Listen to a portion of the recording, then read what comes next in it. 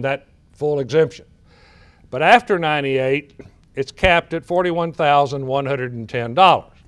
And that applies to me on earnings off of my IRA or pension to the same degree that it does a state worker or a federal worker. It's across the board. It's $41,110.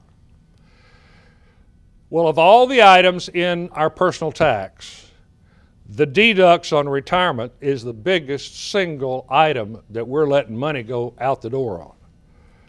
So we started comparing it to other states and doing a competitive analysis. And in Indiana, you don't get $1 worth of exemption of retirement income. Same thing Ohio, same thing in West Virginia.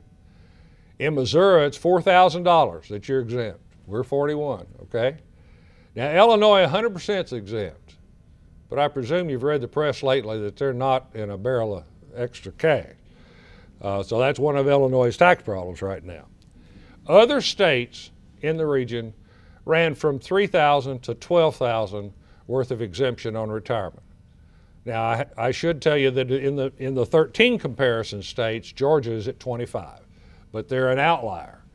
But Kentucky at 41 is more laying out in the outfield than Georgia, okay? And it's just not comparable to our competitive states. Every public hearing except the public hearing in Paducah, 5 straight public hearings, we had someone come before the tax commission saying, I'm guilty, I feel guilty because I'm not paying my share of tax. I'm retired, and they told the story. And now, would you have believed that? I mean, the folks came forth and said, I want to pay more tax. Well, when we got into the facts, there's no question we're out of alignment. So the question is, what should the number be in lieu of 41,000? And again, we came to the regressivity curve question. And we said, what if we allowed a $30,000 exemption, but it gets offset for every dollar of other income I have above $30,000? So if I've got total retirement or other income sources that produce $70,000 income in retirement, I don't get any exemption. If I have $30,000, I get a $30,000 exemption. So you're addressing the folks at the lower end of the income scale, and the higher the income, the exemption goes away. And by doing that, we're again working on this regressivity curve and fairness curve among various income tiers.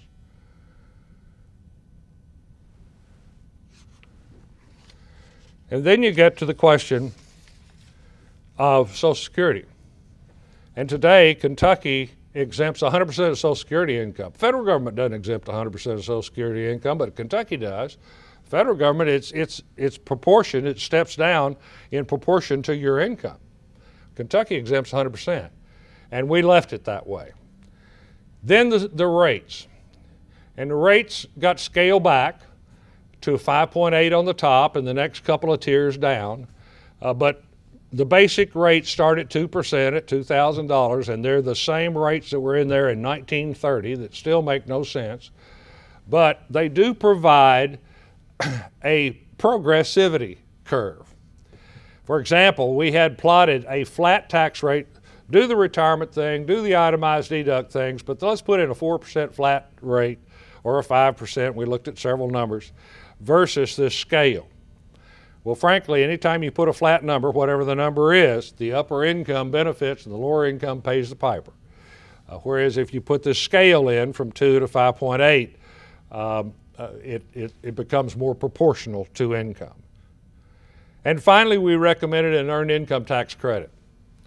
I told several of them that I didn't know anything about what an earned income tax credit was 6 months ago.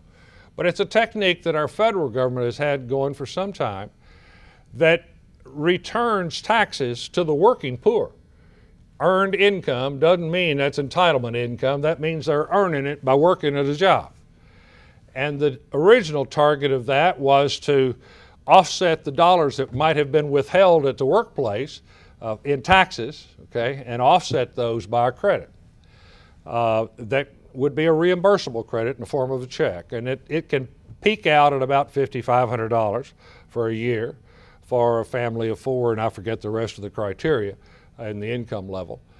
but it's targeted for the working poor. Our recommendation is that we piggyback on that and take 15% of that and allow a 15% tax credit, again, for the low income in Kentucky. And that's 15% of the federal, and on average, that will figure out $400 to $500, we're told.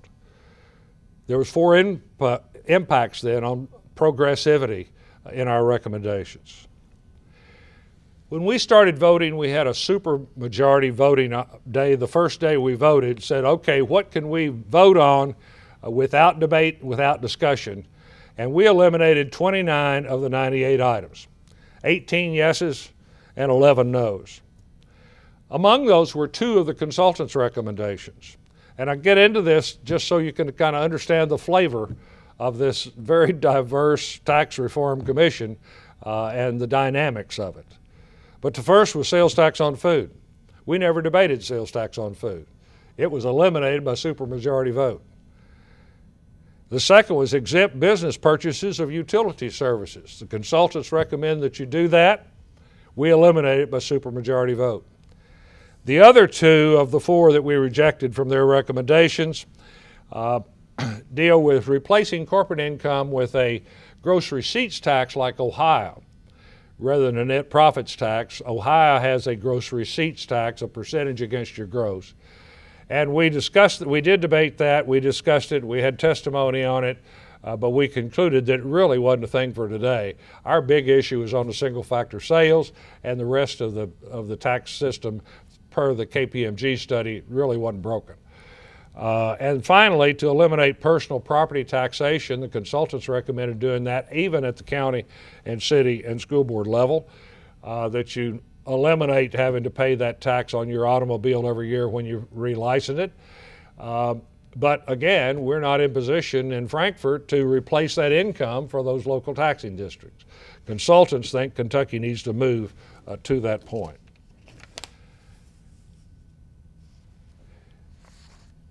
Another three examples of what we rejected, one would be raising the sales tax, and we debated that, to raise the sales tax by 1 or 1.5%. Another was broadening the hospital provider tax to doctors, and we rejected it. Another was a tax credit for homeschooling, just to give you a flavor of the scope.